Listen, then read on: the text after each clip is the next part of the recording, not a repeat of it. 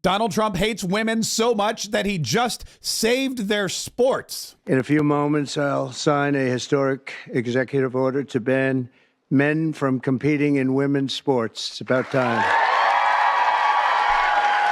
Under the Trump administration, we will defend the proud tradition of female athletes, and we will not allow men to beat up, injure, and cheat our women and our girls. From now on, women's sports will be only for women.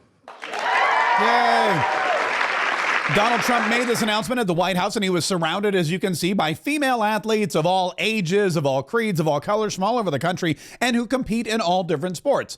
Female athletes, meaning biological women. And for a long time, which is really weird for me to say, it's been a culture battle to try to get this kind of protection for women in sports. The fact that we would even need an executive order that tells people, hey, just so you know, girls play on girls teams and boys play on boys teams, and if there's any confusion, you're going to lose your federal funding.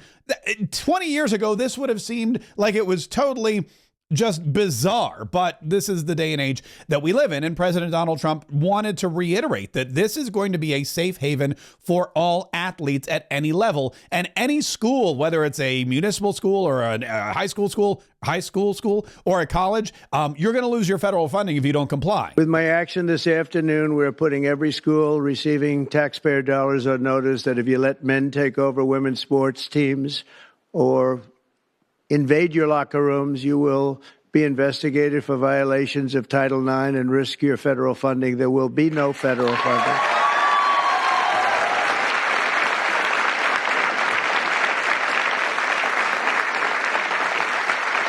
So this will effectively end the attack on female athletes at public K-12 schools and virtually all U.S. colleges and universities. And that's how you get them. If you hit their pocketbook, if you say, we're not going to pay you if you let this happen, then none of these schools are going to let it happen. Plus, there's going to be massive problems with the Department of Justice if any of these schools don't comply, because guess what? The Department of Justice now has a female attorney general, as Pam Bondi was sworn in to that office just the other day. Now, the executive order itself, let me read it. Let me read over it here for you, because it's really fascinating. And again, something that you would never think in this day and age we would need, but in this day and age, we do need it. It says, keeping men out of women's sports by the authority vested in me as president by the Constitution and the laws of the United States of America, and to protect opportunities for women and girls to compete in safe and fair sports, it is hereby ordered. Section 1, in recent years, many educational institutions and athletic associations have allowed men to compete in women's sports. This is demeaning, unfair, and dangerous to women and girls, and denies women and girls the equal opportunity to participate and excel in competitive sports. Therefore, it is the policy of the United States to rescind all funds from educational programs that deprive women and girls of fair athletic opportunities, which results in the endangerment, humiliation, and silencing of women and girls and deprives them of privacy. It shall also be the policy of the United States to oppose male competitive participation in women's sports more broadly as a matter of safety, fairness, dignity, and truth. Now, what does that mean when he says more broadly? Well, keep in mind, it's not just sports here in the United States of America, but there was a big brouhaha in the Olympics when you had a female boxer get punched by a transgender athlete and withdraw from competition immediately because she knew she was putting her own self in danger. She was risking physical harm by going up against an opponent that biologically was superior to her. And the Olympics next time around in 2026 are going to be held in Los Angeles, California. And Donald Trump wants everybody to know that if you're coming here from another country, if you're coming here from foreign soil, if you're bringing athletes over here and you expect any of them to compete as women, they must be women. And he specifically said so in his order. In Los Angeles in 2028, my administration will not stand by and watch men beat and batter female athletes, and we're just not going to let it happen, and it's going to end, and it's ending right now, and nobody's going to be able to do a damn thing about it, because when I speak, we speak with authority. So if you're coming over here from, I don't know, Croatia or Lithuania or the USSR, what year is this? From Russia, it doesn't matter. You've got to be a woman if you're competing in women's sports, and that includes the Olympic Games. And if the Olympic Committee has anything to say about it, well, they're gonna be hard pressed to find another location in just 2 years. President Donald Trump, and again, doesn't just, he understands the importance of ceremony, and he understands how important it is to truly make a point.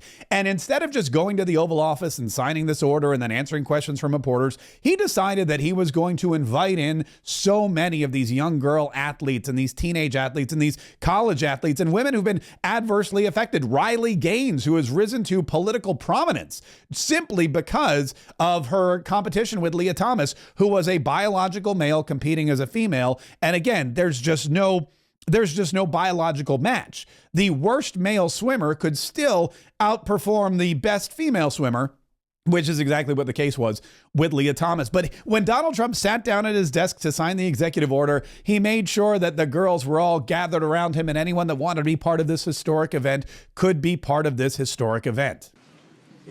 If you'd like to gather around me, I think I'm going to be okay. Come on. Come on.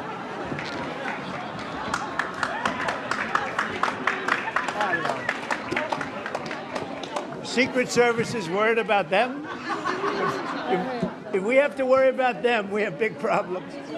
Okay, do you want to do this? Watch what I do, and then I'm going to give you some pens. Okay? Yeah, and so Donald Trump gets all these kids gathered around him, and he's got all the pens and this executive order, and they're all sitting there, and they're like, "What's happening? What's happening?" And then he walks through. He goes, "Look, all right, kids. Here's what's about to happen. Listen." You want to do this? Watch what I do, and then I'm going to give you some pens. Okay? Are you ready? What a nice picture this is, huh, Governor?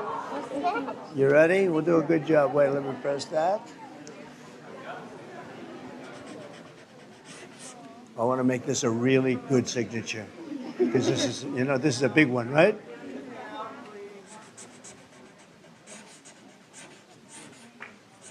Oh, I think we have a 10. We have a 10. God bless you, Mr. President.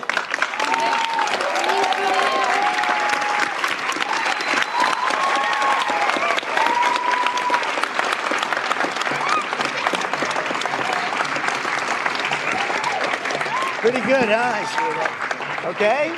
Good. Now you're going to go out and win those events, right?